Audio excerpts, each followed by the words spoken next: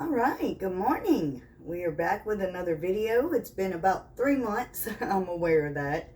The kid's been out of school for summer, and because his god grandmother died some months ago, she was the one that kept him a lot. You know, he hadn't been going to the godparents' house near as often this summer, so he's been home a lot.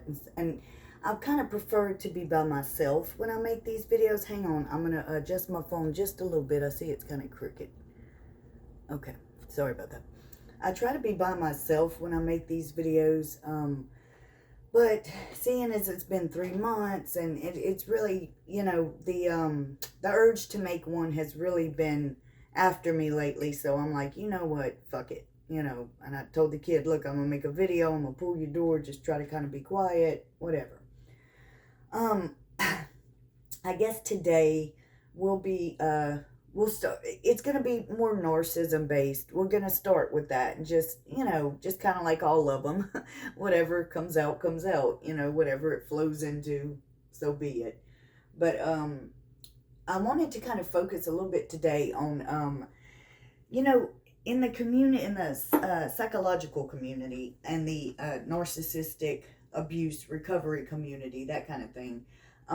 There's often there's a big question that is discussed, and that is narcissism genetic? Is it societal? Is it something that's influenced by the people around you, like the way you're brought up, the way you're raised, that kind of thing? Is it genetic? What is it? Because I'm learning that it seems to me, and I've said this before and I'm gonna say it again, and a lot of people say this, it's like they all go to the same school. It's like there's this school for narcissism they all go to, and they all learn how to do these same exact behaviors and things like that. The gaslighting and the projecting and, all that kind of shit. And it's often astonishing to me because the one I live with and the one I deal with he really is a fucking idiot. Like, he really is an idiot. And so sometimes it's astonishing to me that, quit that. Quit doing that. I'm dog sitting. I'm sorry. And the dog's sitting there licking herself, and I could hear it, and I don't want it picking up on the video. It sounds weird. Go lay down somewhere. Go lay down somewhere. I don't want to say her name. I'm trying not to say her name. Which it don't matter. What the fuck ever. I don't care anymore. But, I try to remain somewhat anonymous and keep the people in my videos somewhat anonymous. And there are people who might watch these videos. It's a dog I've kept for quite a few years, over a decade now. So if I mention her name, it might kind of give away who I am automatically. And just for my safety and things like that, at this time, I would rather not do that. I would rather still try to remain somewhat anonymous. Anyways, that being said, the one I live with he's a freaking idiot.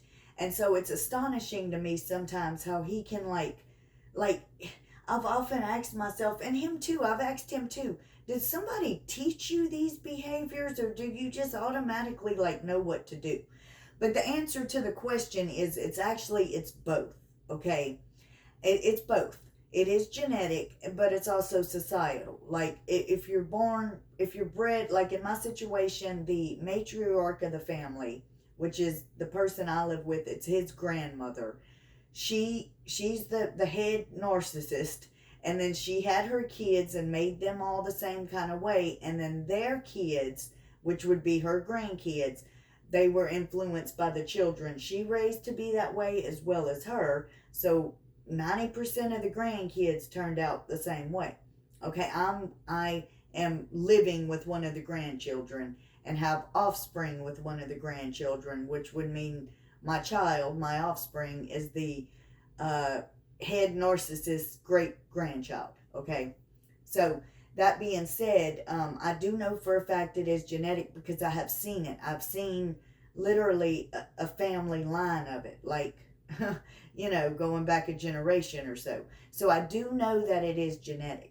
And even with my own kid, I've caught behaviors and traits that, I have to teach him to be able to acknowledge and realize that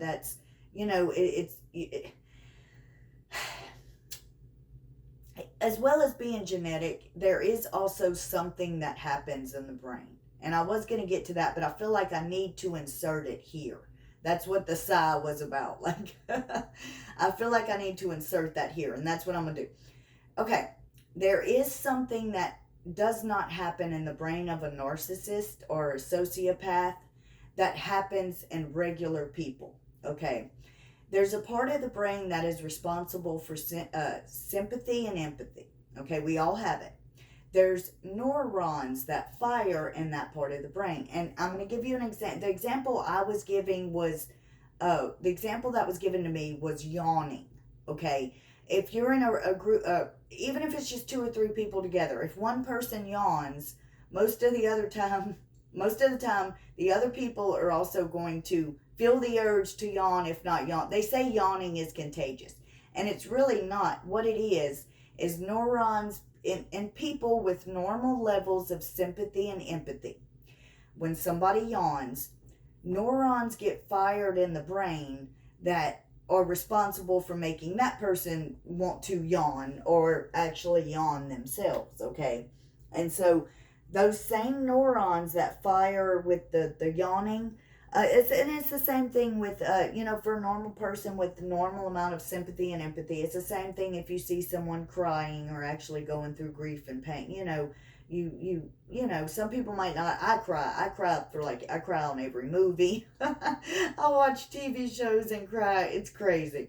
And I call it the curse of the empath, because at times it does feel like a curse.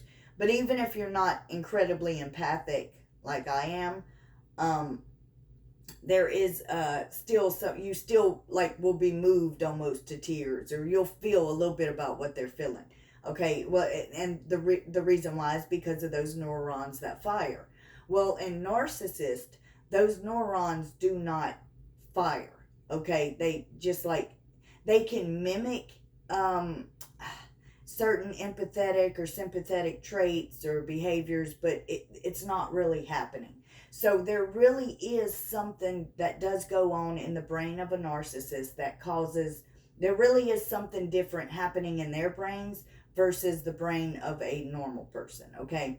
So in that regard, it is genetic as well. It is. I've seen that firsthand. And a lot of people, especially psychotherapists and people that actually have degrees and things like that in that particular area, they agree too that it's like half and half. It's genetic as well as societal or environmental.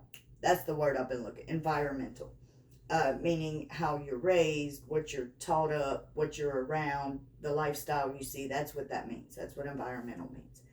So it's a little bit of both. Okay, I hate to wrap this up, but I have to pee. And I don't know how to stop the video and pick it back up. So, okay, what I'll do is we'll just go ahead and upload this little video. I'm going to go ahead and try to wrap this up. There was a lot more I kind of wanted to get into, but I might just make another video tomorrow. I might do it after a while. I don't know.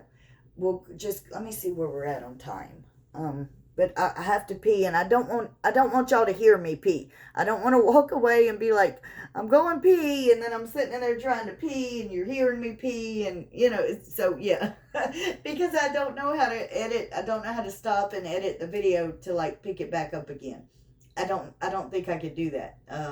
I do have I put this app on my phone, but I don't know how to I'm not very good with technology. So, yeah. Now once somebody shows me something, I could kind of get it from there. But, initially, yeah, I struggle with it. So, that being said, I guess we're going to have to go ahead and wrap this up. So, yeah. Okay, the point of this video, I guess, was, is narcissism, is it something that's genetic, or is it something that's learned? Does somebody teach them? And, like I said, I do believe it's a little bit of both. But and there is a spiritual component as well. I believe there is something that's telling them how to do these behaviors or what to do or whatever. But that's for, I guess, another video. So anyway, yeah, let's go ahead and wrap this up. I gotta pee quite badly now, and yeah. So that's it. That's all. I'm sorry this was short. I did not want to make it. I planned on doing a good 15-20 minute video, but then yeah, once I feel the urge to go use the bathroom like that, it won't go away. It'll just get worse until and I don't want to lose my train of thought or be trying to rush through what I'm saying because I have to go pee, and so I'm trying to get it out, to do that. So anyway, that's it. That's all. I hope somebody got something out of this. I do plan on making another video to kind of follow up with this one and insert what was supposed to be in this one and that one. But we'll get this one up, see what happens, and take it from there. I always try to kind of follow my intuition with this kind of thing. So, all right, that's it. That's all. I hope somebody got something out of this. I hope it helped somebody. Hang on, let me get a drink of water here. My mouth is kind of dry. All right, that's it. That's all. I hope somebody got something out of this. I hope this helped somebody. Until next time, I love you and goodbye.